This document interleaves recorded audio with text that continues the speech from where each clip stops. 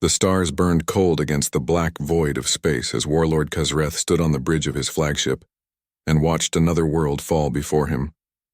The planet below was called Voltus, and its people had dared to resist the Drethkin Empire for nearly 6 months. That resistance ended today. Fires spread across the northern continent, where the last rebel stronghold had stood just hours ago. Kazreth felt nothing as he observed the destruction. This was simply what happened to those who refused to kneel. Kazreth was a creature built for war. His body stood 8 feet tall, and his crimson scales gleamed under the harsh lights of the command deck. 4 powerful arms crossed over his broad chest as he studied the tactical displays. His amber eyes missed nothing. Every detail of the battlefield fed into his strategic mind and calculated the most efficient path to victory. For 30 years he had served the Drethkin Empire, and for 30 years he had never known defeat. Commander Vresh approached from behind and bowed low before speaking. The commander was smaller than Kazreth, but still formidable by the standards of most species in the galaxy. Vresh had served under Kazreth for a decade and knew better than to waste the warlord's time with unnecessary words. The invasion of Voltus is complete, and the remaining population has agreed to terms of surrender. The planet will be fully integrated into the Empire within 3 cycles. Kazreth nodded once. He expected nothing less. The Volthians had fought bravely, but bravery meant nothing against superior strength and strategy. Their warriors had been skilled but predictable. Their tactics had been practiced but outdated. Every species Kazreth encountered fell into the same patterns. They fought with honor or they fought with desperation, but they all fought in ways that his strategic mind could predict and counter. Victory was inevitable because Kazreth understood war better than any being he had ever faced. A communication signal flashed on the main display, and Kazreth gestured for Vresh to accept it. The holographic image of High Command materialized before them. 3 ancient Drethkin counselors appeared, and their expressions carried the weight of authority that came from ruling an empire that spanned 200 star systems. Warlord Kazreth, and your victory on Voltus brings honor to the Empire. You have completed another conquest with your usual efficiency. Kazreth bowed his head in acknowledgement. I serve the Empire, and victory is my purpose. The center counselor leaned forward slightly. We have a new assignment for you, and this one requires your particular talents. A species has been discovered in a system they call Sol. They are young and technologically primitive, but they have begun to explore beyond their homeworld. Intelligence suggests they may become a nuisance if left unchecked. You will take your fleet to their system and bring them into the Empire. We expect this to be a simple matter given their level of development. Kazreth studied the data that appeared alongside the holographic transmission. The species called themselves humans, and their homeworld was named Earth. The information was sparse, but what existed suggested they had only recently achieved faster than light travel. Their weapons were crude projectile-based systems that would be useless against Drethkin shields. Their largest warships were barely the size of a Drethkin transport vessel. The conquest would take less than a planetary rotation once he arrived in their system. It will be done, and the humans will kneel, or they will burn. Kazreth spoke with absolute certainty because doubt was not something he permitted himself to feel. The counselors seemed satisfied with his response, and the transmission ended. Vresh immediately began issuing orders to the fleet. Navigation officers plotted the course to the Sol system, while weapons crews ran maintenance checks on the massive cannons that lined the hull of every ship. The Crimson Talon was the largest vessel in the fleet, and it served as both command center and symbol of Drethkin dominance. Kazreth had commanded this ship for 15 years, and its name was known across the galaxy as a harbinger of conquest. As the fleet prepared for departure, and Kazreth retreated to his personal chambers. The room was sparse and functional like everything about Drethkin military life. But along one wall stood a collection that Kazreth had built over his long career. Weapons and armor from defeated warriors lined the display cases. Each piece represented a victory over someone who had been considered the greatest champion of their people. A ceremonial blade from the Korthian emperor who had challenged Kazreth to single combat and died within minutes. A battle helm from the Zirian war chief, whose strength had been legendary until Kazreth crushed his skull with bare hands. An energy shield generator from the Pathian champion who had sworn no blade could touch her before Kazreth proved. Otherwise, Kazreth ran one hand along the display case and allowed himself a moment of reflection. 30 years of conquest had brought him to every corner of known space. He had faced warriors from hundreds of different species. Some had been faster than him, and some had been stronger, and some had been more skilled with particular weapons. But none had possessed the combination of abilities that made Kazreth truly unstoppable. His strategic mind and his physical prowess and his absolute refusal to accept anything but victory made him the perfect weapon for the Empire. The journey to the Sol system would take several weeks even at maximum hyperspace velocity. Kazreth used the time to study what little information existed about humanity. They were a fractious species divided into hundreds of different nation-states on their homeworld. They fought amongst themselves frequently, and their history was filled with wars that seemed pointless to Kazreth's military mind. They possessed no unified government and no centralized military command. The conquest would be simpler than he initially thought. A divided enemy was a defeated enemy. What struck Kazreth as he reviewed the intelligence reports was how young humanity seemed as a species. They had only existed as a technological civilization for a few thousand years. They had only achieved spaceflight within the last century. They were children playing with fire, and they had no idea that something far more dangerous was about to arrive in their system. Kazreth felt no sympathy for them. The galaxy was not kind to weak species, and humanity would learn that lesson soon enough. The fleet dropped out of hyperspace at the edge of the Sol system, exactly on schedule. Kazreth stood on the bridge and watched as the blue and green planet called Earth appeared on the view screens. It was actually quite beautiful in its own way, with white clouds swirling over vast oceans and green land masses. But beauty meant nothing in war. Kazreth had burned beautiful worlds before, and he would burn this one too if the humans refused to surrender. Scanners detected multiple human vessels in orbit around their homeworld and more, scattered throughout the system. None of them posed any threat to the Drethkan fleet. Kazreth counted perhaps 50 warships total, and they were moving into defensive formations around Earth. It was almost amusing to watch. They truly believed they could defend themselves against an empire that had conquered 200 star systems. Kazreth activated the communications array, and his voice echoed across every frequency that humanity used. People of Earth, and I am Warlord Kazreth of the Drethkan Empire. Your system now belongs to the Empire. You have one choice to make. Surrender immediately and accept integration into the Empire, or resist and face complete annihilation. You have 12 of your hours to decide. Choose wisely, because I will not offer mercy twice. The transmission ended, and Kazreth settled into his command throne to wait. He had made this same speech dozens of times before. Sometimes species surrendered immediately, and sometimes they chose to fight first. The outcome was always the same. Within days or weeks, they would kneel before him and accept their place in the Empire. Humanity would be no different. They were just another conquest in a long career of victories, just another species that would learn to fear the name Kazreth. Panic spread across Earth like wildfire the moment Kazreth's message reached every screen, and every radio, and every communication device on the planet. People looked up at the sky and saw the massive alien ships blocking out the stars. The Drethkan fleet hung in orbit like dark gods waiting to pass judgment. News broadcasts showed the same images over and over. Military analysts tried to explain what everyone already understood. Earth was facing an enemy it could not defeat. Captain Lisa Grant sat in an emergency briefing room deep beneath military headquarters in Colorado. Around the table sat generals and admirals and intelligence officers. All of them looked tired and frightened, though they tried to hide it behind professional masks. Lisa had served in the Earth Defense Force for 12 years, and she had seen combat in the small conflicts between Earth nations and the brief skirmishes with hostile, automated probes from unknown civilizations. But nothing in her experience had prepared her for this moment. President Oliver Kane appeared on the main screen by a secure transmission. His face showed the weight of a decision that no human leader had ever faced before. The president spoke slowly and carefully. We have consulted with our best military minds and our allies around the world. The consensus is clear. We cannot win a military engagement against this enemy. Their technology is centuries ahead of ours. Our weapons cannot penetrate their shields. Our ships are too slow to escape their targeting systems. If we fight, we will lose, and the casualties will number in the billions. General Paul Hayes slammed his fist on the table. So we just surrender and hope they treat us well as slaves. President Kane's expression hardened. I did not say we would surrender, and I said we cannot win a conventional military engagement. We need to find another way. We need to buy time to evacuate our civilians from major cities. We need to understand our enemy better before we commit to any course of action.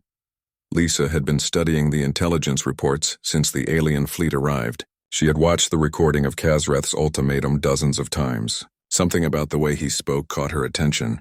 His words carried absolute certainty, but also something else. Pride. This was a being who had never been challenged in a way that mattered. Dr. Marcus Webb had provided research on the Drethkin species, based on fragmentary records from other alien civilizations that Earth had minimal contact with. The Drethkins valued strength above all else, and they followed strict codes of honor in warfare. They were conquerors, but they were not mindless destroyers. They wanted submission, not extinction. Lisa raised her hand and waited for acknowledgement. Sir and I have been reviewing Dr. Webb's analysis of Drethkin culture. There may be a way to delay the invasion and possibly avoid it altogether. President Kane leaned forward on the screen. I am listening, and Captain, the Drethkins follow something called the rite of single combat. It is an ancient tradition in their warrior culture. If a species being invaded issues a formal challenge, and the Drethkin commander is honor-bound to accept, the challenger fights the commander in personal combat. If the challenger wins, then the invasion must stop. If the commander wins, then the invasion proceeds. The room fell silent as everyone processed what Lisa had just proposed. General Hayes spoke first. You are talking about challenging that monster to a fight. Have you seen the size of him? Have you read the reports? Kazreth has killed thousands of warriors in single combat. He has never been defeated. You would be sending someone to certain death. Lisa met the general's eyes without flinching. It would buy us time, and it would show that humanity does not surrender without a fight. And there is always a chance, however small, that we could win.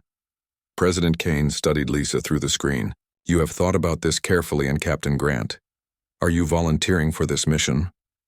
Lisa nodded once. I am, sir. I have studied every recording we have of Kazreth in combat. I have reviewed Dr. Webb's analysis of Drethkin fighting styles. I understand the odds, but I also understand that doing nothing guarantees our defeat. This gives us a chance. The discussion continued for hours. Military strategists debated the merits of Lisa's plan, while politicians worried about the optics of sending a human to face an alien warlord. But as the 12-hour deadline approached and it became clear that no better options existed, President Kane made his decision. Captain Grant and you are authorized to issue the challenge. May whatever gods exist have mercy on us all. Lisa spent the next few hours preparing the formal challenge according to Drethkin protocols. Dr. Webb helped her craft the message using the proper honorifics and traditional phrases. The challenge had to be worded precisely, or Kazreth could refuse it without dishonor. Finally, everything was ready. Lisa stood before a camera and recorded her message. She wore her dress uniform, and her voice was steady despite the fear that churned in her stomach. I am Captain Lisa Grant of the Earth Defense Force, and I speak on behalf of humanity. Warlord Kazreth, and you claim the right of conquest over our world by virtue of your superior strength.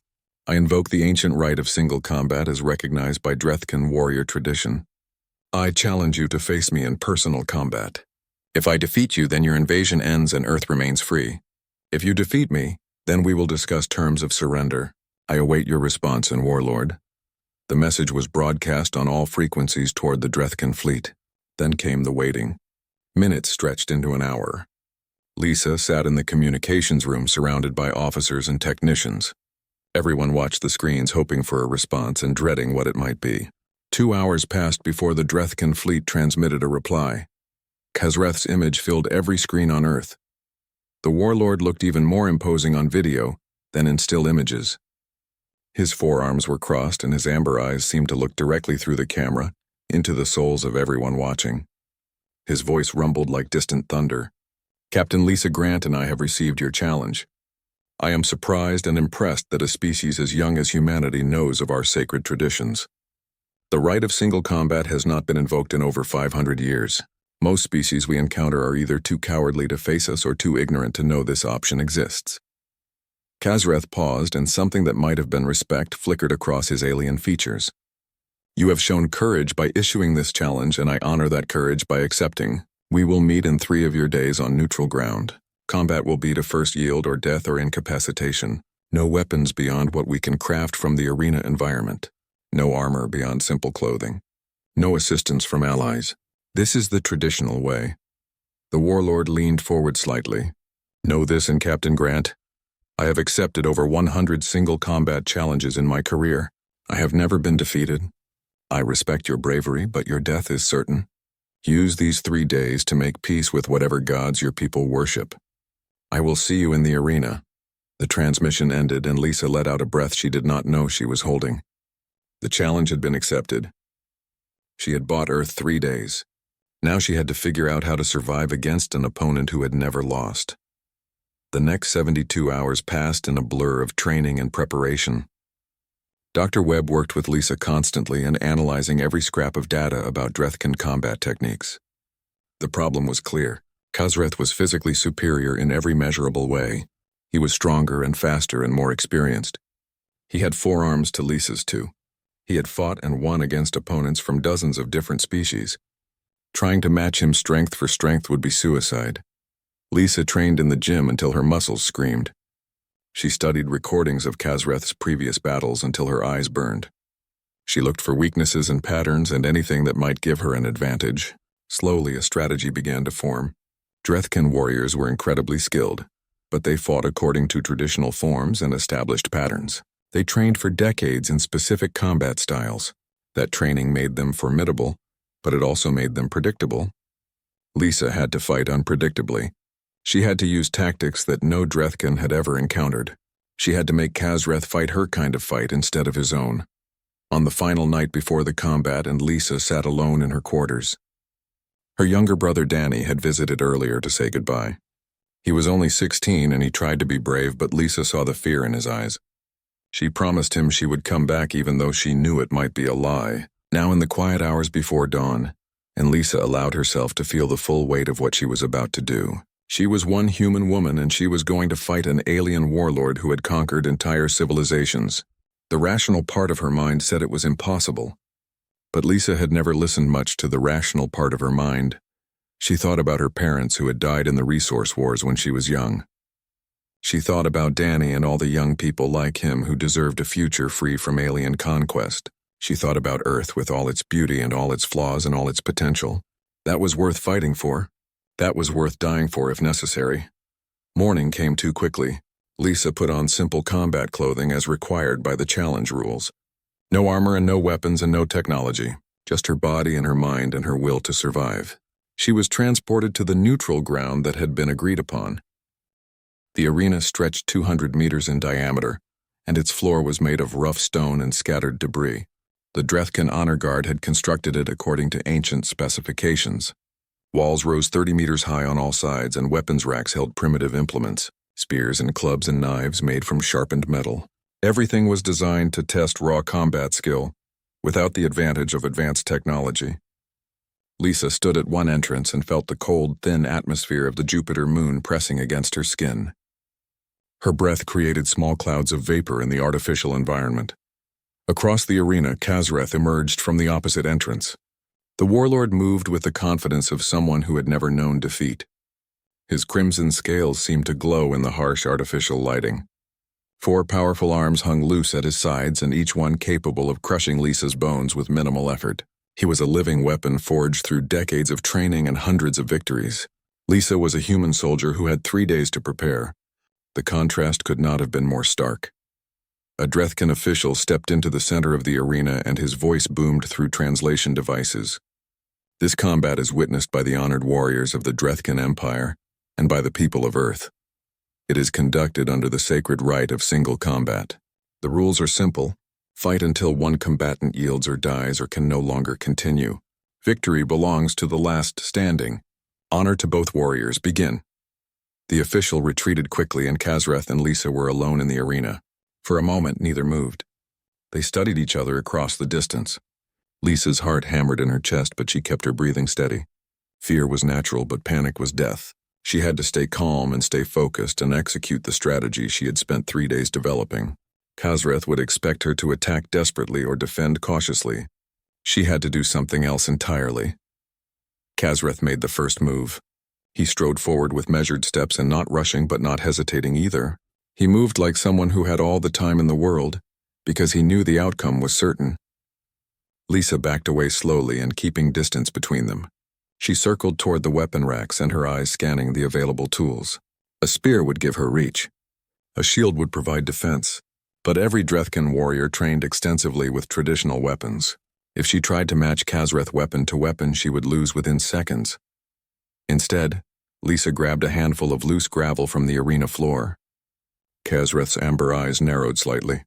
What was the human doing? Before he could process the movement, Lisa hurled the gravel directly at his face. It was not a warrior's move. It was not honorable or traditional. It was something a desperate human might do in a street fight. The gravel scattered across Kazreth's face and eyes and caused him to blink reflexively. In that fraction of a second, Lisa sprinted toward the nearest wall. Kazreth roared in surprise and anger. No opponent had ever opened combat with such a crude tactic. He charged after Lisa and his powerful legs covering the distance rapidly, but Lisa was already scrambling up the wall using the rough handholds carved into the stone. She reached a narrow ledge 3 meters up and grabbed a loose stone from the wall structure. As Kazreth reached the base of the wall, Lisa dropped the stone directly onto his head. The impact would have killed a human, but Kazreth's armored skull absorbed it. Still, the blow stunned him for a moment. Pain was something he rarely experienced in combat. His opponents usually died too quickly to inflict meaningful damage. This human was fighting like prey trying to survive rather than like a warrior seeking glory. It was frustrating and undignified and surprisingly effective at disrupting his usual patterns. Kazreth leaped up and grabbed the ledge where Lisa had been standing. But she was already moving again and using the wall structure to stay above him. She kicked more loose debris down at him, and forcing him to shield his eyes with one arm. While he was distracted, Lisa dropped from the ledge and landed behind him. She grabbed a spear from the nearby weapon rack and thrust it toward Kazreth's back. The Warlord spun with incredible speed. One arm knocked the spear aside while another backhanded Lisa across the face. The impact sent her flying across the arena. She hit the ground hard and tasted blood in her mouth. Pain exploded through her jaw and ribs. For a moment, her vision went dark around the edges. But she forced herself to roll aside just as Kazreth's foot came down where her head had been. The stomp cracked the stone floor. Lisa scrambled to her feet and her tactical mind racing through options. She had survived the first exchange, but barely. Kazreth was adjusting to her unconventional style. She needed to keep him off balance and keep forcing him to react instead of dictate the pace of combat. She grabbed a knife from her belt and feinted a throw toward his face. When Kazreth raised an arm to block, she dove low and slashed at his leg. The blade bit into the scales but did not penetrate deeply. Still, it was the first blood drawn in the fight. Kazreth looked down at the wound with something like surprise. Then his expression hardened into cold fury. "Enough games," and he growled. The Warlord moved forward in a devastating combination of strikes. Forearms became a blur of motion. Each blow carried enough force to shatter bone. Lisa blocked and dodged and rolled desperately. She could not match his speed or power. All she could do was try not to be where his fists landed. A punch caught her shoulder and dislocated it with an audible pop. Lisa screamed but did not stop moving. Another blow grazed her ribs and cracked at least 2 of them. Pain threatened to overwhelm her, but she pushed it aside. Dr. Webb had warned her that Drethkin warriors fought in patterns. Even in fury, Kazreth was following trained sequences. Lisa studied the rhythm of his attacks and the microsecond gaps between combinations. She waited for her chance. It came when Kazreth overextended on a powerful right cross. Lisa stepped inside his reach and grabbed his arm with her good hand. Using his own momentum, she twisted and threw him off balance. It was a basic martial arts technique that relied on leverage rather than strength. Kazreth stumbled and, surprised by the sudden reversal, Lisa kicked the back of his knee and forced him down slightly. For just a moment, the mighty Warlord dropped to one knee. The arena fell silent. Never in 30 years of combat had anyone forced Kazreth to kneel. The shock of it froze both combatants for a heartbeat. Then Kazreth exploded back to his feet with a roar of rage. He grabbed Lisa by the throat and lifted her off the ground. His grip was crushing. Lisa could not breathe and could not escape. Dark spots appeared in her vision. This was it. She was going to die here. But even as consciousness began to fade, Lisa's hands moved on instinct. She jabbed her thumbs toward Kazreth's eyes. The Warlord jerked his head back reflexively and his grip loosened slightly. It was enough. Lisa brought her knee up hard into the soft area beneath his armor plates. Kazreth grunted in pain and dropped her. Lisa collapsed to the ground, gasping for air. Both combatants staggered apart and both wounded and exhausted. The fight had lasted only minutes, but it felt like hours. Lisa's shoulder was useless and her ribs screamed with every breath and blood ran from cuts across her face and arms. Kazreth was less injured, but he was breathing hard. Shock and confusion warred with anger in his expression. This should have been over already. The human should be dead. Instead, she kept fighting and kept surviving and kept using tactics that made no sense according to traditional combat doctrine. Lisa forced herself back to her feet. She could barely stand, but she refused to stay down. Across the arena, Kazreth watched her with new eyes. This was not prey. This was not a desperate, inferior being. This was a warrior who refused to accept defeat. For the first time in 3 decades, Kazreth felt something he had not experienced since his youth. Doubt. What if he could not win this fight? What if this human possessed something that all his training and all his experience had not prepared him for? The combatants circled each other again. Both were looking for weaknesses and both were reassessing their opponent. Lisa knew she could not survive much longer. Her body was failing, but she also knew that Kazreth was shaken. His confidence was cracking. She had to press that advantage before he recovered. She grabbed a club from the debris scattered across the arena floor. Her dislocated shoulder screamed in protest, but she held the weapon anyway. Kazreth picked up a massive 2-handed sword from the weapon rack. He advanced slowly and cautiously now. The reckless fury had been replaced by careful calculation. Lisa backed away, but not in retreat. She was leading him toward a section of the arena where loose stone and uneven ground made footing treacherous. When Kazreth stepped onto the unstable surface, Lisa attacked with everything she had left. She swung the club at his legs and at his knees and at any target she could reach. Kazreth blocked most of the strikes, but the uneven ground disrupted his balance. He could not plant his feet properly for powerful counterattacks. Lisa pressed forward, accepting hits in order to land her own blows. Her club cracked against Kazreth's ribs and his shoulder and his arm. None of the impacts were decisive, but they accumulated. Death by 1,000 cuts. Kazreth roared and swung his massive sword in a wide arc meant to cut Lisa in half. She dropped flat to the ground and the blade passed over her. While Kazreth was overextended, Lisa rolled forward and drove her club. The words echoed across the arena and through every broadcast device on Earth and throughout the Drethkin fleet. I yield. Kazreth remained on his knees and his head bowed in a gesture of submission that no one had ever witnessed from him before. The Drethkin warriors watching from the arena walls stood in stunned silence. Their greatest champion had been defeated. The impossible had happened. Lisa swayed on her feet and the club dropping from her nerveless fingers. Pain crashed over her in waves now that the fight was over. Her dislocated shoulder hung at a wrong angle. Blood soaked through her clothing from dozens of cuts and gashes. Her ribs sent sharp agony through her chest with every breath. She had won, but the cost had been terrible. Her legs gave out and she collapsed to the ground beside Kazreth. Medical teams rushed into the arena from both sides. Human medics reached Lisa first, and their hands gentle as they assessed her injuries. Drethkin healers approached Kazreth more slowly and uncertain how to proceed. Their commander had never needed medical attention after combat before. The Warlord waved them away initially, and his attention fixed on the human woman who had brought him to his knees. Lisa looked at Kazreth through eyes that were already swelling shut. You fought well, and she managed to say, better than anyone I have ever faced. Kazreth studied her with an expression that was difficult to read. His amber eyes held confusion and respect and something that might have been shame. You should have killed me when you had the chance. I would not have shown you the same mercy. Maybe that is why humans are different, and Lisa replied before the medics sedated her. Her consciousness faded as they loaded her onto a medical transport. The last thing she saw was Kazreth still kneeling in the center of the arena and surrounded by his warriors who no longer knew what to think of their defeated commander. The news of Kazreth's defeat spread through the galaxy faster than light. Species that had been conquered by the Drethkin Empire listened in amazement. The Warlord who had crushed rebellions on 100 worlds had been beaten by a single human. Governments that had surrendered without fighting began to question their decisions. Resistance movements that had been suppressed for years found new hope. If one human could defeat Kazreth, then perhaps the Drethkin Empire was not as invincible as everyone believed. On the Crimson Talon, Commander Vresh faced the difficult task of reporting to High Command. The transmission was tense and the 3 counselors visible only as holographic projections, but their displeasure radiated through the connection. Explain what happened, and the center counselor demanded. How did Warlord Kazreth lose to a primitive human?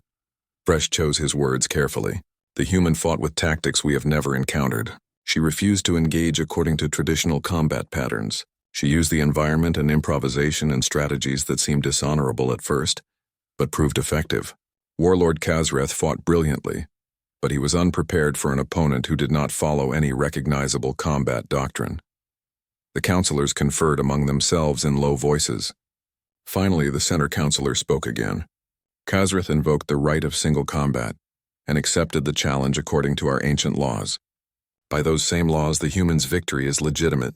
The invasion of Earth must be terminated. Kazreth will return to the homeworld to face judgment for this failure. Resh hesitated before responding. Permission to speak freely. Granted. What happened today was not a failure of Warlord Kazreth's skill or courage. It was a revelation about the nature of humanity. This species is young and weak by our standards, but they possess something we have not encountered before. They adapt and they improvise, and they refuse to acknowledge impossibility. If we had proceeded with the invasion after the combat, we would have violated sacred law. But more than that, I believe we would have faced an enemy unlike any we have conquered before. The counselors considered this in silence. Eventually, they ended the transmission without further comment. Fresh stood alone on the bridge and watched Earth rotating slowly on the view screens. The blue and green planet seemed so peaceful from this distance. It was hard to believe that one woman from that world had just changed the balance of power in the galaxy. In a medical facility on Earth's moon, Lisa drifted in and out of consciousness. Doctors worked to repair her extensive injuries. Her shoulder had been relocated, but the damage to ligaments and tendons would require surgery. 4 ribs were cracked and 1 was broken. She had a severe concussion and internal bleeding and more contusions and lacerations than the doctors could easily count. By all rights, she should have been dead. That she had survived it all was remarkable. That she had won was beyond comprehension. When Lisa finally woke, fully 3 days had passed. Her brother Danny sat beside her bed, and his face lighting up when her eyes opened. "You are awake," and he said with obvious relief. "The doctor said you would be okay, but I was worried." Lisa managed a weak smile despite the pain. "Takes more than an alien warlord to kill me. How long was I out? 3 days. You have been all over the news. Everyone is calling you a hero. President Kane wants to give you a medal. There have been celebrations in every major city on Earth." Lisa closed her eyes briefly. She did not feel like a hero. She felt like someone who had barely survived and had gotten very lucky. What about Kazreth and his fleet? They are leaving. Commander Vresh announced that the invasion is over. They have to honor the outcome of the combat.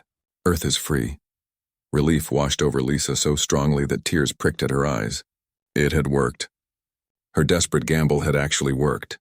Billions of people would live because she had been willing to face an impossible opponent. The cost had been high, but the result made it worthwhile. Over the following weeks, Lisa recovered slowly under careful medical supervision. Physical therapy helped her regain strength and mobility in her damaged shoulder. The ribs healed with time and rest. The psychological impact took longer to process. She had nightmares about the fight and about Kazreth's forearms coming at her in endless combinations. But she also dreamed about the moment when he yielded and when the mighty warlord acknowledged her as a true warrior. Messages poured in from around the world and from the few alien civilizations that Earth had contact with. Everyone wanted to thank her and praise her and ask her how she had done it. Lisa gave a few carefully managed interviews where she explained her strategy. She emphasized that victory had come not from superior strength, but from refusing to fight according to her opponent's rules. Humans could not match alien species in raw power or advanced technology, but humans could adapt and innovate and survive through sheer determination. 6 months after the battle, Lisa received an unexpected visitor. She was at her apartment trying to return to some semblance of normal life, when security informed her that someone was requesting to see her, someone who had arrived in a small Drethkin shuttle. Lisa's heart rate spiked as she wondered who it could be. When she opened the door, she found herself face to face with Kazreth. The warlord looked different than she remembered. He wore simple robes rather than armor. His posture was less aggressive and more measured. The arrogance that had defined his bearing was gone and replaced by something closer to humility. Lisa's hand instinctively went to her side where a weapon would have been if she was armed. But she was in her own home wearing civilian clothes, Captain Grant and Kazreth said formally. May I speak with you? Lisa studied him for a long moment before stepping aside to let him enter. Her apartment was small and plain, and designed for someone who spent most of their time at military facilities. Khazreth had to duck to fit through the doorway, and his bulk made the living room feel cramped. They stood in awkward silence for a moment before Lisa gestured toward a chair that was clearly too small for him. Khazreth sat anyway, and his forearms folding in what Lisa had learned was a gesture of respect. "Why are you here?" And Lisa asked directly. She was not in the mood for elaborate diplomatic pleasantries. "I came to apologize," and Khazreth replied. His voice was quieter than she remembered from the arena. "What I did bringing my fleet to conquer your world was wrong. I told myself I was following orders and serving my empire. But the truth is I enjoyed the conquest. I took pride in breaking the will of other species. I believed strength gave me the right to dominate those weaker than myself." Lisa sat down across from him. "And what changed your mind? You did. When you defeated me in the arena, I expected you to kill me. I had given you every reason to do so. Instead, you showed mercy. That choice forced me to question everything I believed about strength and honor, and what it means to be a true warrior. I have spent the last 6 months thinking about my life and my actions. I have returned to the homeworld and resigned my commission. I am no longer Warlord Khazreth. I am simply Khazreth." Lisa absorbed this information slowly. She had imagined many scenarios for how her life might change after the fight, but sitting in her apartment having a philosophical discussion with her former enemy had not been among them. "What will you do now?" Khazreth met her eyes steadily. "I want to make amends for the harm I have caused. I want to help the species I conquered. I want to understand what humanity has that made you fight so fiercely when you had every logical reason to surrender. But first I needed to face you and acknowledge my—" 2 years passed, and Earth transformed from an isolated world to an active member of the galactic community. The victory over Khazreth had announced humanity's presence in a way that peaceful contact never could have. Alien civilizations that had dismissed humans as insignificant primitives now approached Earth with respect and caution. Trade agreements were negotiated. Cultural exchanges began. Technology sharing programs brought human science forward by decades. The species that had almost been conquered became a voice for other young civilizations trying to find their place among the stars. Lisa retired from active military service but found herself busier than ever. President Kane appointed her as Earth's first ambassador for interspecies relations. She traveled to dozens of worlds and met with governments and military leaders and common citizens. Everywhere she went, people wanted to hear the story of how she defeated the legendary warlord Khazreth. Lisa told the story many times, but she always emphasized the same points. Victory had come not from superior strength, but from refusing to give up. From adapting to circumstances. From fighting smart rather than fighting fair. These were lessons that resonated across species and cultures. Khazreth kept his word about making amends. He traveled to worlds he had conquered and offered whatever assistance he could provide. Some governments rejected him outright, and their anger too fresh to accept his help. Others allowed him to work rebuilding infrastructure or training local defense forces in techniques to resist future invasions. He did not seek glory or recognition. He simply worked quietly to repair some small fraction of the damage he had caused over 3 decades of conquest. The two unlikely allies stayed in contact through regular communications. Lisa found that Khazreth possessed insights into galactic politics and military strategy that proved invaluable in her diplomatic work. Khazreth found that Lisa's perspective on conflict resolution offered alternatives to the violent solutions he had relied on for most of his life. A strange friendship developed between the human and the former warlord. Neither would have predicted it, but both valued what they learned from the other. The Drethkan Empire faced its own transformation. Khazreth's defeat had shaken the foundations of Drethkan military doctrine. If their greatest warrior could be beaten, then perhaps their assumptions about inevitable conquest were flawed. Debate raged in the councils and the halls of military academies. Younger Drethkan officers studied human tactics and began incorporating unconventional strategies into their training. Conservative elements within the empire resisted these changes, but the tide was shifting. Some defeats changed everything. Lisa was visiting a colony world on the edge of known space when the urgent message reached her. It came through military channels marked with the highest priority. She read it 3 times to be sure she understood correctly, then immediately arranged transport back to Earth. The message was brief and terrifying. Long-range sensors had detected a massive fleet entering the galaxy from beyond the rim. Ships unlike any known civilization. Hundreds of vessels moving in perfect coordination. They had already destroyed 2 outpost stations without responding to any communication attempts. Analysis suggested they were headed toward the most densely populated systems in the galaxy. An emergency meeting convened at Earth's military headquarters. Representatives from dozens of species attended in person or via holographic projection. The mood was grim. Everyone had seen the sensor data. Everyone understood what it meant. This was not a single warlord leading a conquest.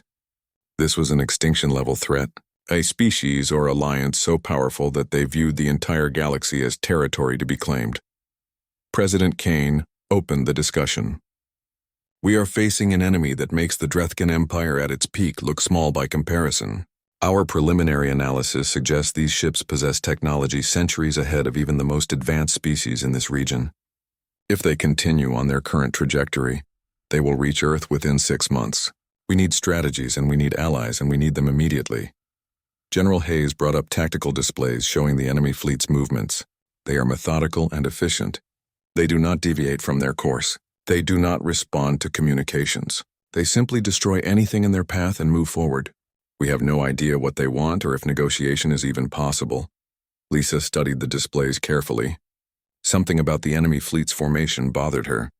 The ships moved with absolute precision and maintaining exact distances from each other and following predetermined routes. It reminded her of something. Then it clicked. They fight like Kazrith used to fight. Perfect discipline and flawless execution and complete adherence to tactical doctrine. If we can predict their patterns, we might be able to exploit weaknesses. A Volthian ambassador spoke up, and his voice carrying skepticism. With respect, Ambassador Grant, and predicting patterns requires time to observe and analyze. These invaders have given us no such luxury. We have weeks at most before they reach the first major population centers.